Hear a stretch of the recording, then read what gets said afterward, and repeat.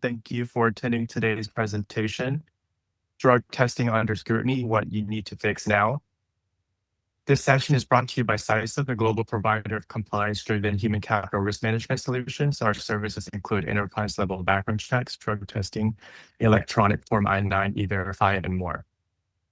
We're excited to be joined today by the Drug Screening Compliance Institute. For more than 30 years, they have helped employers stay compliant and confident in workplace drug and alcohol screening, providing expert support in policy development, training, risk management, research, and litigation guidance. Please keep in mind that this presentation is intended for informational purposes only. Neither this presentation nor the material presented during the webinar should be construed as legal advice.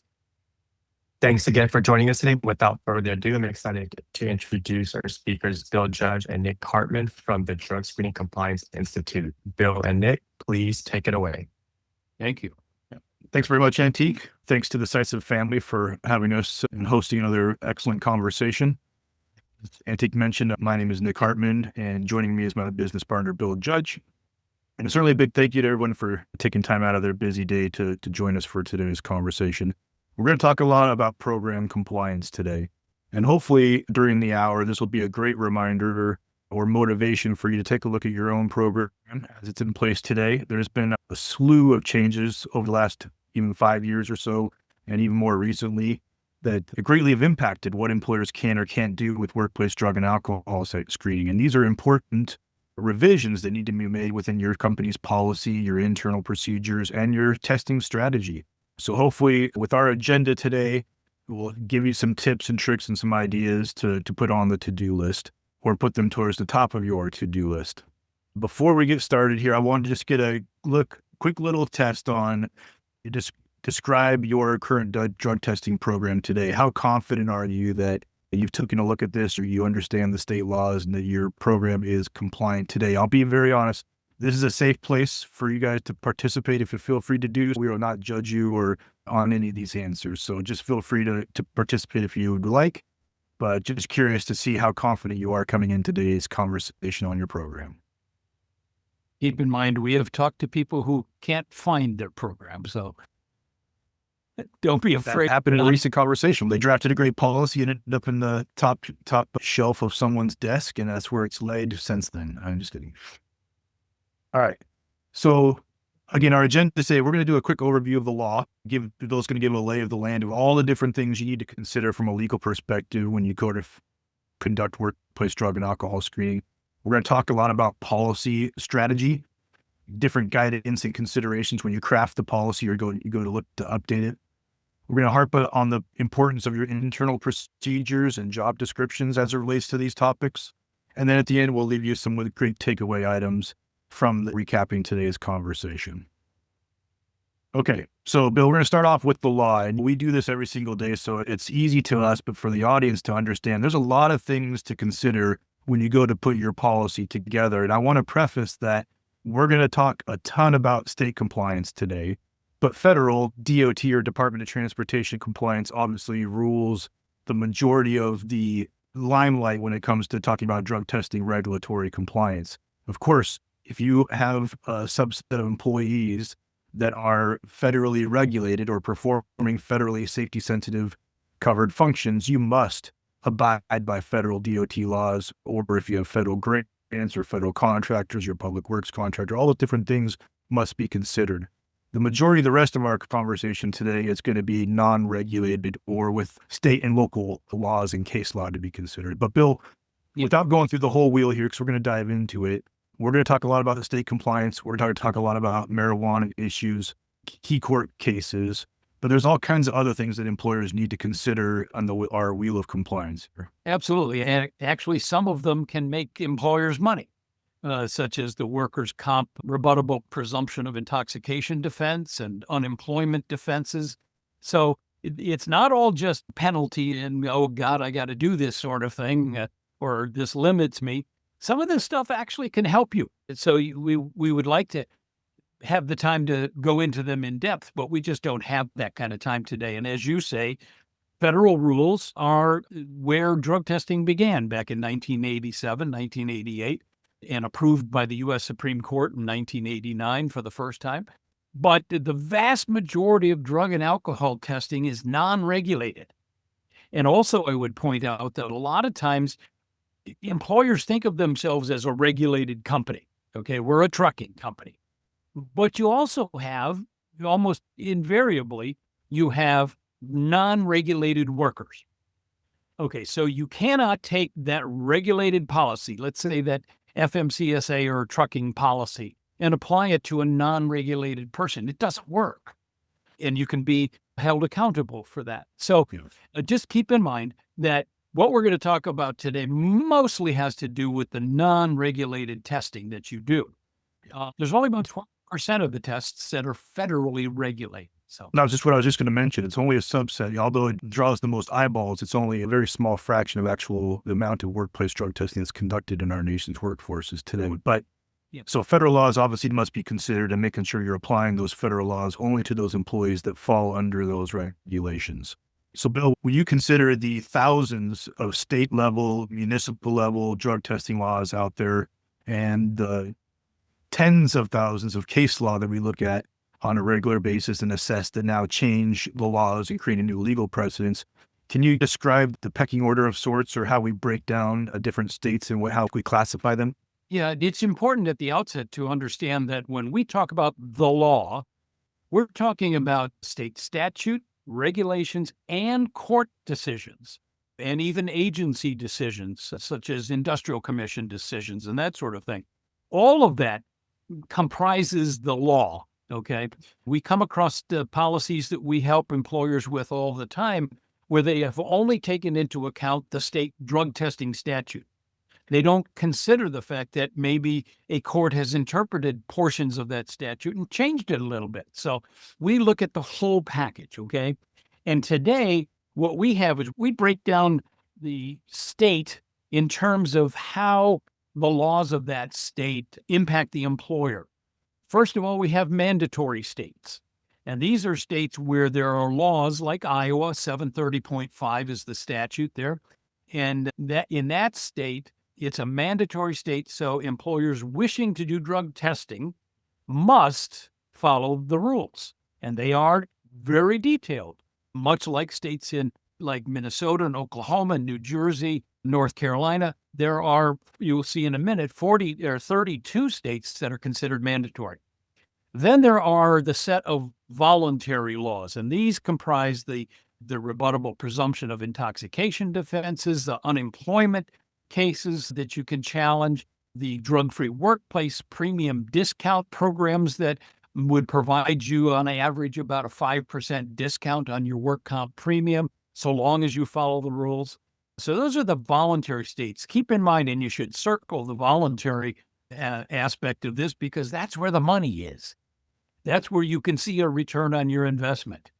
Then we have states that are considered required. What does that mean? There are statutes in those states where, depending on the position you have, the job to be done, you must have drug testing. Okay, like for instance, there are about 19 states in the country that have what are called public works contractor mandatory or required testing laws.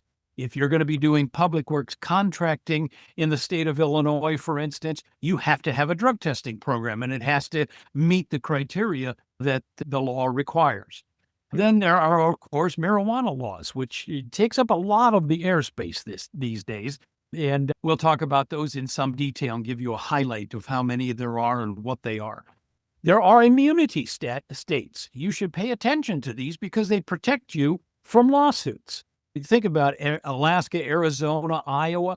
In those states, there are statutes or provisions of the existing statutes for drug testing that provide employers with immunity, provided the state's requirements for drug testing have been followed. And then there are open states, meaning they have no rules whatsoever, and they are becoming more and more limited every day. I can think of one, Idaho. Yeah. And that may be soon to change here, depending on how the end of this year goes. But we're going to do a quick deep dive into each of these different natures of the states to give you a better understanding. But we get you a little bit more information. But again, One thing I wanted to harp on is if you have any questions as we go along, make sure you're using the chat, the QA pane. We're happy to answer those as we go throughout the conversation, and we do have some time carved out at the end. But again, we're going to do our second flash poll here on, as it stands right now, knowing the different nature of the states and the different applicabilities of separating federal from state. How confident are you that your policy complies with all local, state, federal laws? And again, we're not taking any judgment here. We're not going to be calling anybody out. So feel free to participate without any recourse. But just curious, the general overall confidence. And Bill, I would say on a better part of 90, maybe 95+% of the time somebody calls us, they know they're not confident with their program. And that's the whole, Absolutely. that's the whole reason, right? They're calling us because they're worried at night and they're laying there that they're in trouble. And typically they are. Yeah. It's real simple. We help them. We point out things that might change or should be changed, and they get it back in order, and they're fine and good to go. Commonly comes when something hits the fan internally or a situation happens, and then it prompts them to start thinking about taking a look at their programs. Again, hopefully this is the same kind of a trigger for you guys. But starting off here with mandatory laws, as Bill mentioned, if you conduct workplace drug and alcohol testing in a state that has mandatory regulation, statute, or case law, you must follow those rules when conducting workplace drug and alcohol testing. And Bill, we're going to do a visual here, but there's 32 states and several cities or municipalities that have mandatory workplace drug and alcohol testing requirements. Right. And this is a map that'll either make you sick to your stomach or help you figure out exactly what it is that you need to worry about. Those yellow states that you see there, those are mandatory because there's some drug testing rule in place, be it a statute, regulation, or court decision. The green states, obviously, we're very clever, aren't we? Those are the states that are mandatory because of some limitation a marijuana law puts on the employer. Orange states have both marijuana laws and drug testing statutes or court decisions that limit what you as an employer can do. And then you've got one blue state, Virginia, and that's there because they have a law, unlike any other state in the country, that basically says employers can't discriminate against any employee's off-duty use of CBD, cannabidiol, which is a form of it comes from the cannabis plant. It is psychoactive. It will not show up on a drug test, but nonetheless, it is a law that's in existence in Virginia that if you're operating in Virginia, you need to know about. I refer to it as the head scratcher law because I'm not sure why it's even there. It's not a head scratcher. Yeah. But the main importance here is to understand that really there aren't two states that are alike, especially for multi-state employers or employers that have remote workforces. You have to take into consideration the differences and the variances between these state laws. Just to give you some examples, there are some states that actually require employers to have a written drug-free workplace policy before they can conduct workplace screenings programs. Iowa, Minnesota, Oklahoma are just some. Maine is a very popular state where you actually have to have your policy approved by the state of Maine before you can proceed with workplace drug testing. Just make sure you understand where those are required and what is required within those documents, etc. We, of course, always consider having a policy as a must-have, better even than a best practice, but some states even require you to do. Yeah, you can actually, and we've referred to this as your blueprint for protection. These are things that will help you if you have an adequately prepared and utilized written policy. Yeah, and it might come as a surprise to you, but there are states that within their statutes, regulations, or case law, they limit or prohibit when or who you can actually test, whether it's an applicant or an employee, whether you're limited to safety-sensitive employees only. So again, understanding what limitations might exist there. There are states that limit what substances can be tested for, what cutoff levels you can use for confirmation testing. We're going to talk a lot about Delta-9 and non-impairing cannabis metabolites. But like the state of Oklahoma is one example where they limit drug testing to schedules 1, 2, and 3 substances. You better understand what panels you're testing there to make sure you don't violate those state laws. Yeah, one employer in Oklahoma found out the hard way. They paid over $1 million because they fired somebody because they tested positive for a Schedule 4 substance. They can't test for Schedule 4 substances. No, don't let that get you where we're in the pocketbook there.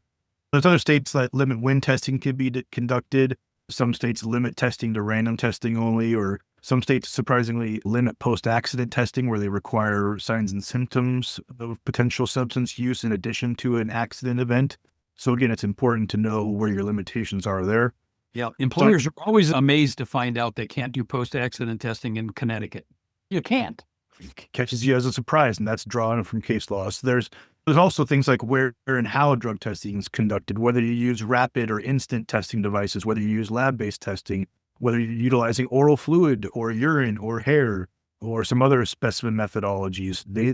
Some states define what specimens are or specimen means and what specific methodologies are available. We have a chart on that. We sure do.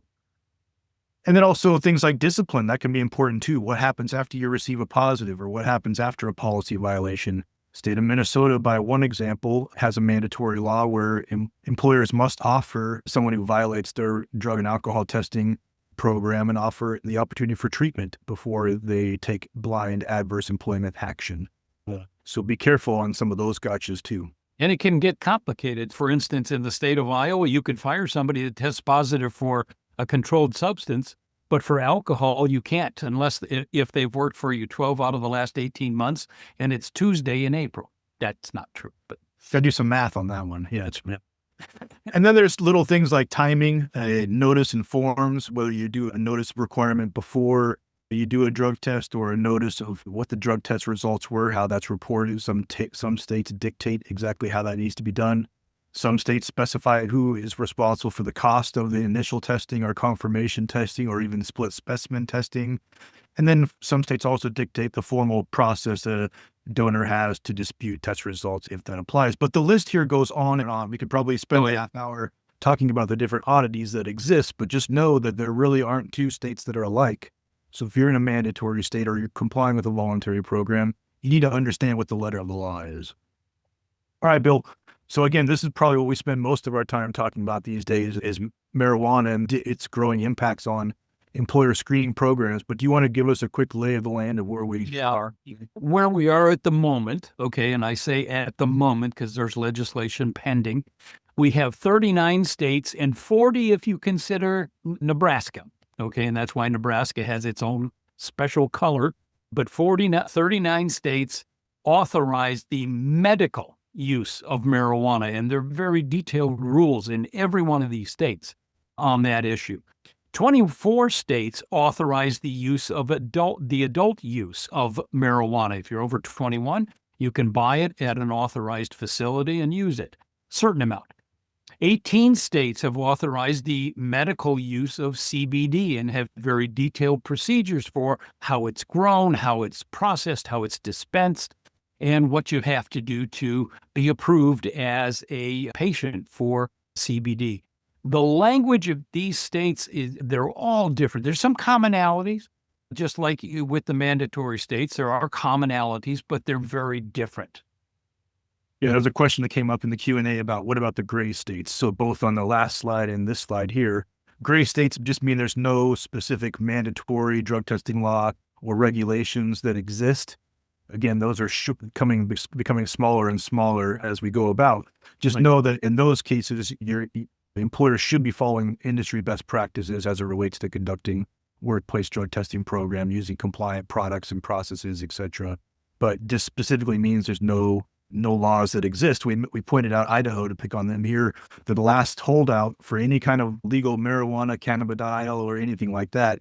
There is a big legal push in the state right now to get it on the ballot here in November. So we'll see if that happens, but they remain the holdout. But to Bill's point, the trend of these laws is more and more impacting workplace drug and alcohol screening programs and limiting employers as to what who, what, when, where, why, how workplace drug testing is conducted, and most importantly, what disciplines are imposed for policy violations.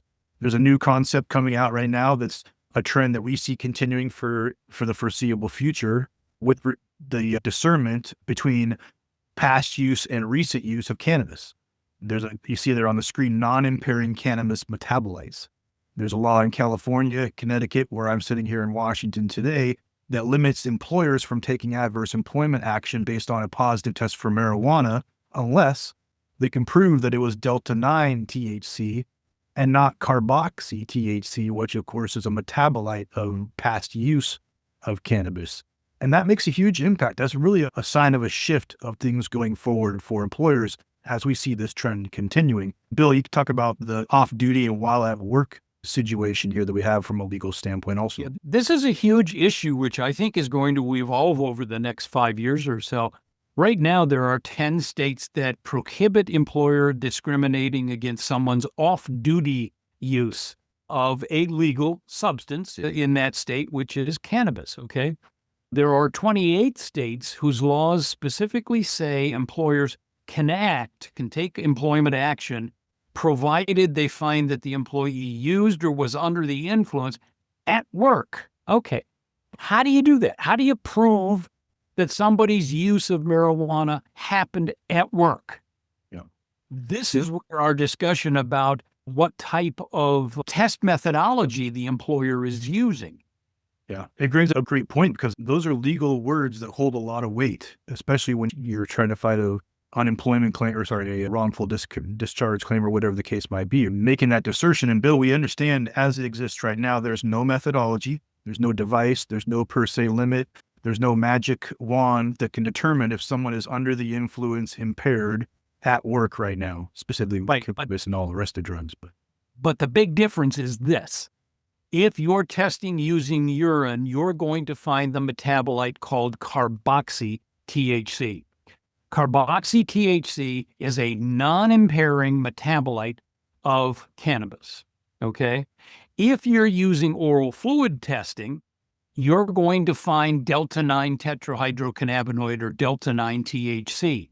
That is the psychoactive metabolite of marijuana. There's another one called hydroxy-THC, but we don't look for that really. We look for delta-9 in oral fluid testing, okay?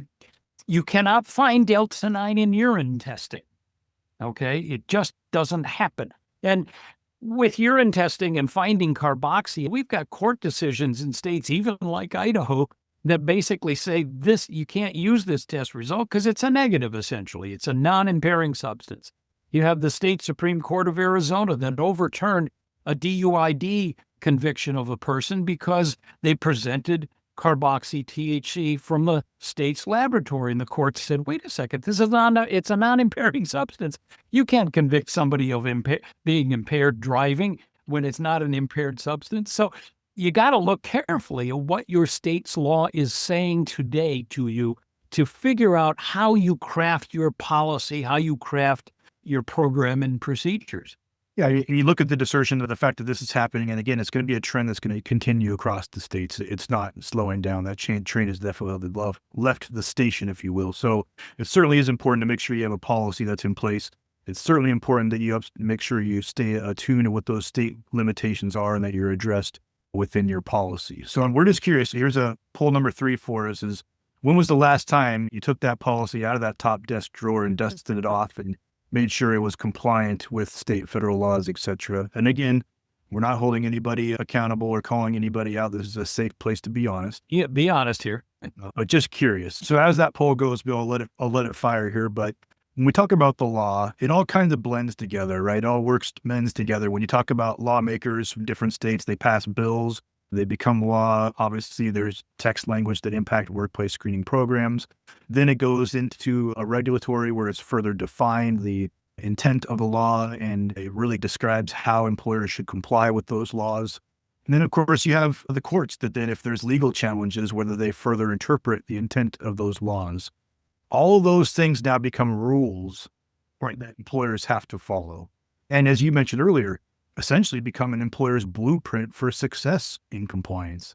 Exactly. As long as they understand. And they can differ significantly. So, for instance, the state of Oklahoma's drug testing statute explains by definition what a drug is. But then you look at the regulation and it says, oh, yeah, that's the definition, but you're limited to testing to only Schedule 1, 2, or 3 drugs. Yeah, sorry, I skipped a slide there, but we're going to jump into a couple examples on that. So Minnesota was the first one I wanted to tee up, though, because I think we talked about this before in the previous slide, where it's a state that requires a written drug-free workplace policy. So again, by statute, it's required. And you can see there's 6 items there that you need to cover within your company's policy. So again, it's your blueprint for success saying your policy at a minimum must consider these 6 items. And then you can see at the bottom there's a notice requirement. Minnesota is one of the states that require a notice that there's a drug and alcohol testing policy that impacts as a condition of a continued employment, and that it's got to be displayed prominently and made available to all employees. And you got to post it.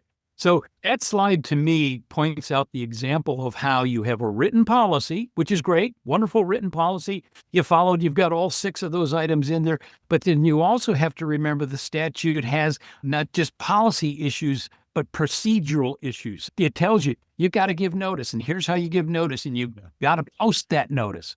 Yeah, go ahead. I was just going to say Oklahoma is very similar it's got a very detailed mandatory drug testing law. You can see section 555 here. That again, it describes the fact that you have to have a written policy in place. There's 11 different items of different things you need to make sure are detailed within your company policy. And then of course, there's also details on how that policy is implemented, communicated, posted, and made notice for all applicants and employees. So again, when you go to look at the regulations, the statutes, you decipher in between the lines exactly what you need to do to have a compliant drug testing proof. If I'm not mistaken, Oklahoma went through 3 or 4 different regulatory changes in terms of how you make the policy available to those covered by that policy. Yes. Yeah. And now they finally got to a point where it's fairly liberal in terms of how you do that. Yeah. So then shifting the conversation from mandatory state laws to voluntary state laws. And Billy, you are famous for getting on stage and kicking and screaming at employers to pay attention here, because this is where you can leverage the ROI, the return on investment on your drug screening programs, because for the most part, all of these different programs provide some form of incentive for the employer to comply voluntarily, right? You're going through the effort of putting the program in place anyway.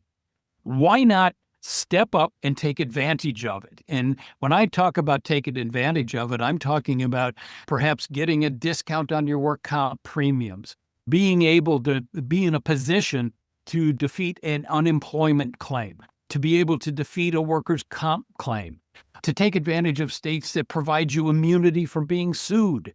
If you're going to do it, you might as well do it right and take advantage of all of these opportunities. Yeah. So as it stands right now, from our calculations, there's a dozen states that provide some form of discount or credit towards a workers' comp insurance premium. So you're paying for work comp insurance by having your drug testing program in place. If it has the language that complies with the rules of that program, you automatically get some kind of discount or credit. That's free money back just for, like Bill mentioned, the effort that you've already made. But you have to make sure you understand what the details of those laws are, and making sure your policy and procedures conform with the laws. That's right. Bill, the big one, the big hitter, your favorite one, is using workplace drug testing, positive drug tests, to defeat a work comp claim. Let's start by understanding in every single state since workers' comp came into being in the 19-teens. I believe the first law was 1913 out of state of New York, even though Wisconsin had it first. But anyway, it was first implemented in the state of New York. And there evolved over time an intoxication defense to a work comp claim. Makes sense, right? We're not going to pay you if you got hurt because you were drunk. But in virtually every single state, until these new laws came into effect, you had to be able to show 2 things. You had to show the person was intoxicated at the time of the injury, and you had to show that the intoxication caused the injury. Okay, 2 really tough things to prove. In the late 1980s, drug testing came along, and legislatures started to realize, hey, we've got another tool here that we can use to basically get rid of these 2 things we had, these 2 elements to prove. And so they began passing laws that basically provided, if you have drug testing in place, according to our rules, we're going to presume the person was intoxicated, and in most states, presume that intoxication caused the injury. We now have 21 states that have that kind of presumptive law, rebuttable presumption. And they're very easy for you to take advantage of, because all you got to do is follow drug testing rules, and you're doing drug testing for post-accident anyway, okay? And defeating those rebuttable presumptions is not an easy thing. In Illinois, for instance, you have to show that something else was the, quote, sole cause of the injury. That's not an easy thing to do. If I had the ability to click the button right now and make it rain money on everybody's screen, I would do that, because that's essentially money on the table here. If you think about it, the average work comp claim is around $40,000. obviously there are claims that are far more significant than that, but are you spending more than $40,000 on your workplace drug and alcohol screening program today? Yep. Just utilizing this for one claim defense Nick, pays for your program. Yeah, Nick and I have a customer who came to us when they heard about this. I was screaming at some seminar somewhere, and they said, all right, well, let's start a pilot project and see if it works. See if if what you're telling us is true. So we set them up in 6 different states that had a rebuttable presumption of intoxication defense. In 12 months, they reduced claims 20% and saved $6.5 million in just those 6 states. They operate in all 50 states, and they've now expanded the program to all of them. So they're a global employer. They had several thousand employees. So it's a big ROI example. But again, that could be replicated in smaller. This stuff works. And then there's things like required, as Bill mentioned, there are some industry specific laws where for public work contractors, childcare, home health care workers, taxi and shuttles, bus providers, school bus drivers, where it makes sense, where there's specific rules that they must follow. Bill's favorite, bungee jump operators and carnival operators must have some states require them to have some form of drug testing. So again, you may find laws that are industry specific. Yes. And then finally, the immunity laws, as Bill mentioned, this is pretty much a free insurance policy for you from being sued on taking adverse employment action based on your company's policy, as long as that immunity law exists and that your program complies with the letter of the law. Arizona, Alaska, Iowa. Now you have to be careful because a recent court in Iowa said, look, yes, that it's called Chapter 11 or Paragraph 11 in 730.5. And they said, yeah, that's an immunity statute, but you got to follow the law first in order to take advantage of that law. So, and then there's the open states, the gray states that we have on our maps that don't have any rules or regulations or case law. And again, employers are strongly encouraged to leverage best industry practices when conducting workplace drug testing programs. All right. So you have any questions on state laws or the oddities, the mandatory, all the rest of that? Happy to see those plug those in the Q&A. We'll get to those for you. We're going to transition next to policy and really try to give you guys some strategy on how you go about reviewing your policy, or if you're just drafting one from fresh, it definitely needs to be at the top of your to-do list, especially if you haven't done an exercise like that in the last year or so. But essentially, as we mentioned earlier, having a drug testing policy in place if you're conducting workplace drug testing is almost an industry requirement, whether it's regulated by state or not. It's a must-have. We live in a very litigious world these days, and not having a policy in place automatically makes you a litigation target. And it's not just for wrongful discharge cases. You have to have a policy for workers' comp and for unemployment challenges and that sort of thing. Yeah. You really need a policy for all aspects of what you do. One of the biggest questions we get is, how do we address our policy? Can we have a nationwide zero tolerance policy? Can we apply a policy broadly to all the different states and such? And the answer to that question maybe 15, 20 years ago was sure. These days, it's absolutely not. No. Absolutely not. You must take into consideration the different state laws, the federal laws that apply to you, municipal laws that apply to you, specific to your program in each of the states that you're conducting business in. So it's a far more arduous task for a multi-state employer or employers that have remote workforces to try to manage these laws. But Bill, when we talk about strategy, how do you address it from a policy program? We talk about starting with a core company policy or the kitchen sink. Write down everything you wish to have a part of your screening program as if there were no rules. Exactly. Think that there's no rules, and then what do you want? Who do you want to test? When do you want to test? How do you want to test, et cetera? That's the core company policy. Okay. Then, depending on where you operate, we'll provide you, or we can help you provide state addenda where there are specific rules that differ from that core company policy. And you've covered the base. Yeah, you have your addenda for all your federally regulated workers. You have your addenda for all the states that have state-specific rules. Maybe you have your addenda for contract-specific work, whatever the case might be. It's all addressed via policy addenda so that it's clean and distributable and manageable and implementing, or enforceable, I should say, by the different management staff in those different states, making it super simple. And we are certainly advocates of using checklists, providing training to your managers and supervisors of the details of your policy, and making sure they have proper SOPs in place to comply with the letter of your policy. But here's some main quick hits for you to look at when you're talking about creating a policy or going back to review it. Make sure you've addressed the why are you doing drug testing, the who it applies to, what substances are going to be tested, where testing is going to take place, what reasons will trigger a test, how testing is going to be done, and of course, making sure you're detailing what consequences you're going to have for policy violations. So these, digging a little bit deeper here for a statement of your policy, typically we have workplace drug and alcohol testing in the name of safety. So that's obviously going to be the cornerstone of your screening program. However, there may be client or contractual driven objectives or other factors that you need to consider as to why you're conducting workplace drug testing. The applicability, as I mentioned earlier, who it applies to. Are you having pre-hire testing, so it applies to applicants, or are you just doing post-hire testing that applies to current employees? If you're addressing testing for federal workers versus non-regulated workers, again, there needs to be a distinction made there. Yeah. Notice of the policy, how it's presented, how it's distributed, how it's made available to employees if they have questions about it. Prohibitions. What drugs are going to be prohibited? Is alcohol use at company workplace events is prohibited or approved? What about possession of drugs? All those different things that need to be addressed there. When testing is going to take place, again, whether it's just pre-hire and post-hire, whether you have a blend of the two, how testing is going to be done. Are you sending them to collection sites? Is there on-site testing? What happens in the event of a dilute test result or a shy bladder situation? Again, detailing some clear exception handling there. Whether you're going to be offering your employees the opportunity to receive treatment for a substance abuse issue, hopefully proactively through an EAP program, but potentially as a second chance agreement or a return to duty agreement. That kind of goes with the next item there with disciplines.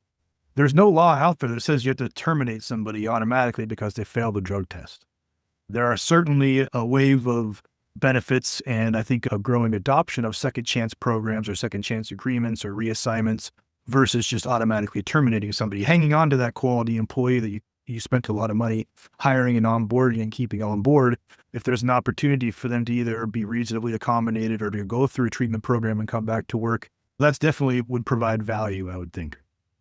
And then there's things like notice. Again, what happens in a positive drug test is an MRO done and how to appeal those results, how to provide any medical information to that medical review officer, whether you're providing education and training to your employees on the dangers of drug use, providing training to your supervisors on the details of the policy, and recognizing how to recognize the signs and symptoms of substance use, and more importantly, how to confidently act in those situations.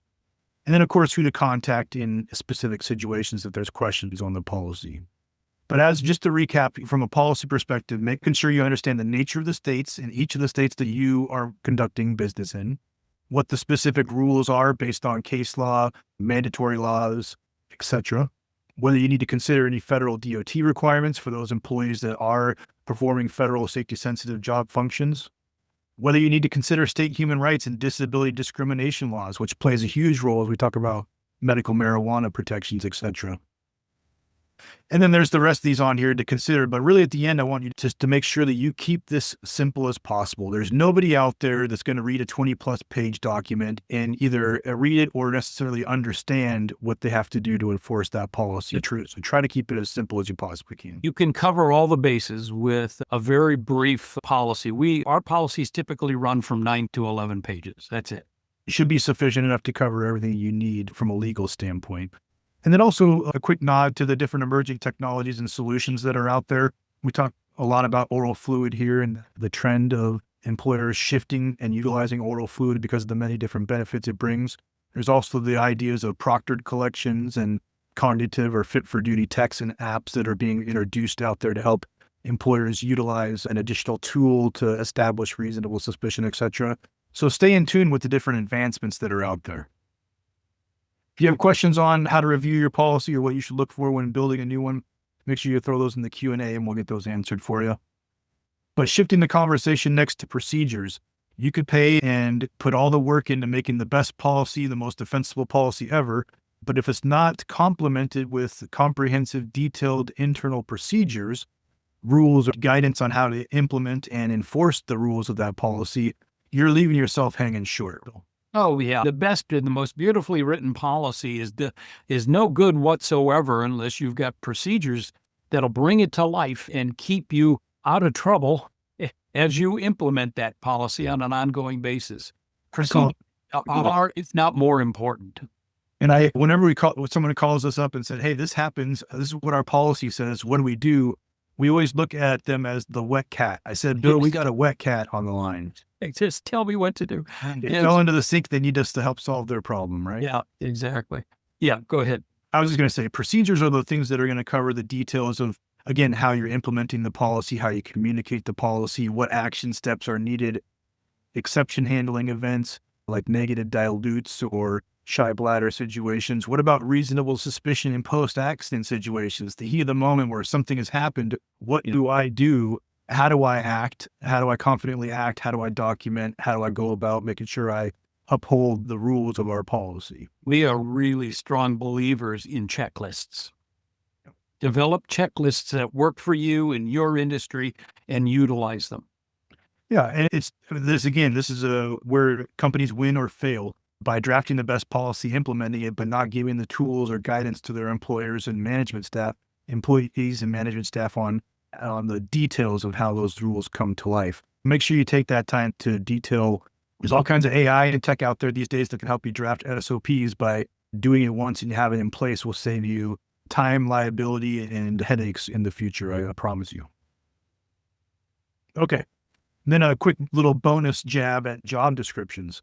We didn't really get into a lot in this conversation due to time, but with many marijuana laws that are out there, there are safety sensitive exemptions to those laws. So for employers that have safety sensitive employees, you can leverage those exemptions to those rules if those employees truly are safety sensitive. Bill and I get into this conversation all the time. Let's make that distinction, right? On how you're treating non-safety sensitive and safety sensitive employees. We had one customer that was adamant.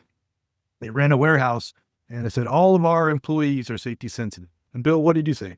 I said what the Supreme Court of Minnesota said, which is that it's not the environment that determines whether it's safety sensitive. It's the job specifics. Yeah. So that's really where we challenge our customers when they draft a great policy, they draft great SOPs and internal procedures. But when is the last time you took a look at your job descriptions? Traditionally, these are a HR administrative task where you're going to put a job posting together to try to find some great talent. And you start putting together a job description to give them an idea of what the heck they need to do to meet the needs of that job.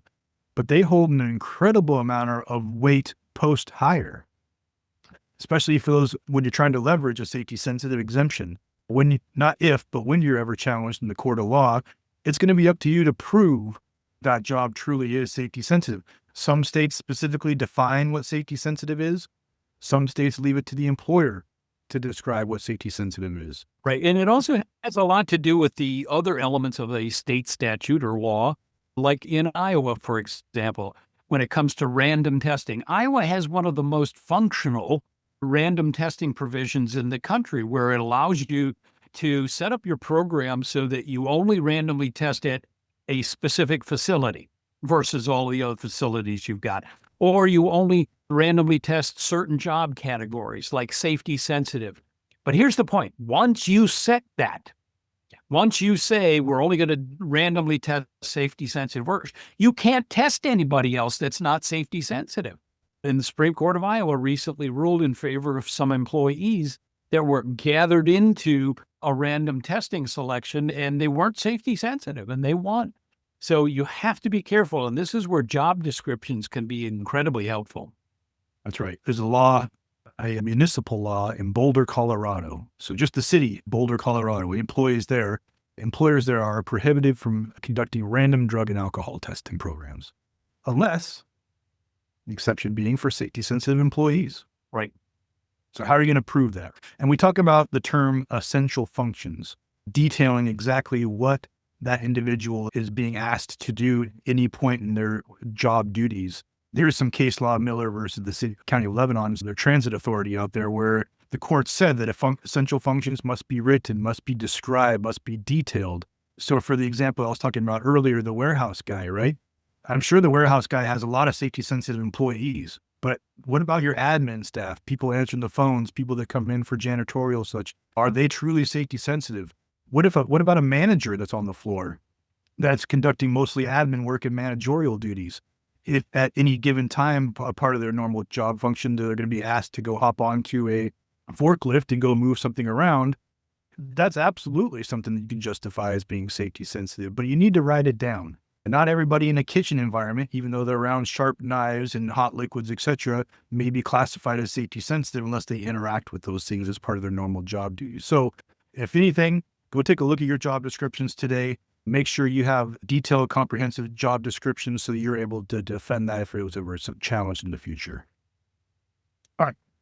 So I'm going to wrap today's conversation with some takeaways and recap our conversation. I know we squeezed a lot in the last hour here, but before we jump into that, we're curious to hear, based off of everything that Bill and I just, hopefully not terrified you, but at least alerted you to what should be out there. What do you think is the appropriate next action you'll take after today's webinar? And again, we're not judging your answers here. Feel free to participate as you see fit. But again, recapping what we talked about today, if there's the next 8 bullets should be something we highlight as to be on your to-do list, or at least a great tool to use as a quick little internal audit for your program. But make sure you clearly understand the language contained with all the federal, state, and local level drug and alcohol testing rules for each of the states and municipalities that you conduct business in. If you haven't done so already, please make sure you design a drug-free workplace program. If you have one in place today, make sure you take a look at it and make sure it complies with the different rules that exist in the states that you operate in. Make sure it has a clear company stance on the prohibitions, especially when it talks about marijuana laws and the balance between legal marijuana use off duty and the prohibition of use while at work.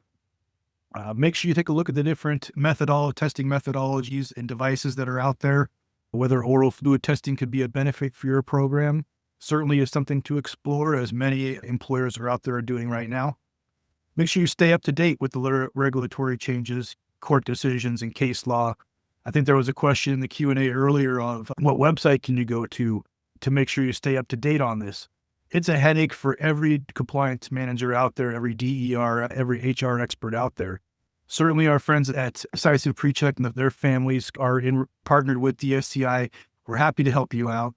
And I'll tease really quickly that in the coming weeks, we're going to have a very slick solution available for the public on easy way to leverage compliance and utilize our services for staying up to date with your policy. But I'll leave that alone. We can follow up with it. I'll just throw in one thing. Just remember the word Atlas.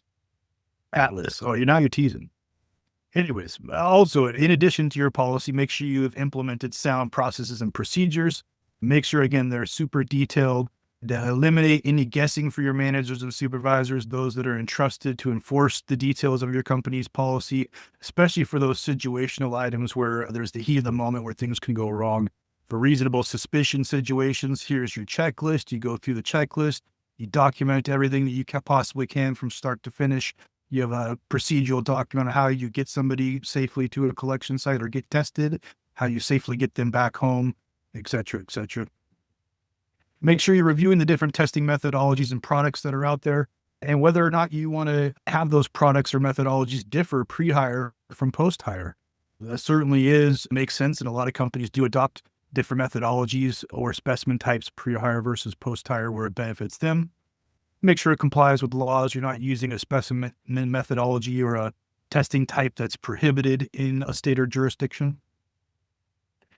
And then also providing your managers and supervisors with training, not only on the details of your company policy and the internal procedures. Obviously, it's important then for them to know what they're enforcing and how to enforce it. But please train them. Take the time, make the investment to train them on how to properly recognize the signs and symptoms of potential workplace substance, drug, and alcohol use. And more importantly, what actions they should take, what steps they can confidently act on in those situations so it doesn't end up going sideways. A lot of times in reasonable suspicion situations, we talk to managers and supervisors who are just scared to take action because they don't want to do the wrong thing. And they got to realize there's actually more liability and consequences for not taking action in those situations. So please make sure that they have the tools in place to confidently act. Job descriptions, I'll harp on it one last time. If you haven't taken a look at those specifically as it relates to the safety sensitive employee functions, make sure you've reviewed them. Make sure they're up to date and they're detailed, describing those essential functions of the job. Again, be prepared to defend yourself, not if, but when you're ever challenged. It's almost going to be an inevitability with the way things are going these days. For medical marijuana patients, we didn't really get into this in great detail, but make sure you take a moment to have an interactive conversation with them based off a positive drug test result, as some states limit your actions based on a positive or may require a reasonable accommodation prior to taking any adverse employment action. And then finally, drug testing programs aren't really a gotcha thing anymore. They're definitely designed for safety and maintaining that balance in the workplace. So if you have the opportunity to leverage second chance agreements or reassignments or whatever the case might be, take a look at that and see if you can implement it into your program. All right. And with that, I know we got a couple of questions teed up. I'll turn it back over to Antique. We'll answer you guys' questions. All right. Thanks, Nick. So here's a question. We are based in Minnesota, but employ remote workers outside of Minnesota. What are our requirements in those cases? Both states or just Minnesota? Very popular question, frequent question, and I'm going to leave it to the lawyer to answer. What state law applies, Bill? It's funny. I don't mean to make light of this, but usually if you ask a room of 10 lawyers that question, 9 would jump out the window and the 10th guy's just too stupid to jump.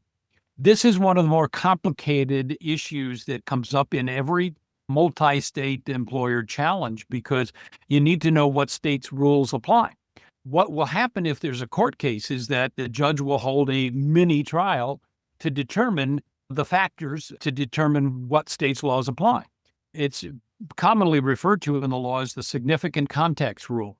Which state has the most significant context, that state's law is going to apply.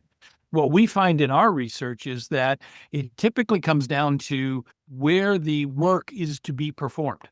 Okay. The things to be considered are: where is the company doing business in our state? Where's the residence of the employee?